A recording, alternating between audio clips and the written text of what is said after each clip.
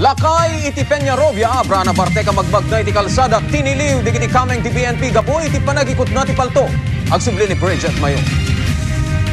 Saan ang nakalusot kadagiti kameng ti pulisya ti Inemapulo ket maysa ti tawen naman nalon ani Calixto Buenas Sr. iti barangay na Marabar, Peñarobia, Abra.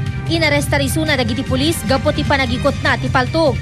Basta riti pulisya, nabartek ang magmagnay ti kalsada ti barangay Riyang ni Buena alas 8 idi rabii. Sinita isuna dagiti nagpatrolya pulis ket dito'y da nakita ti kalibre 45 a paltog a nakaisukbit iti bakrang na.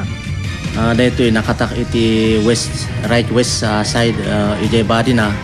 So iti presumption may nga adalata ti igam ng paltog mo. Depensa met ti sospek, mapan kumaumyan iti taltalon, intugot na ti paltog kas panang salaknibda ti bagina, tadda ti mangpangpang taken kuana.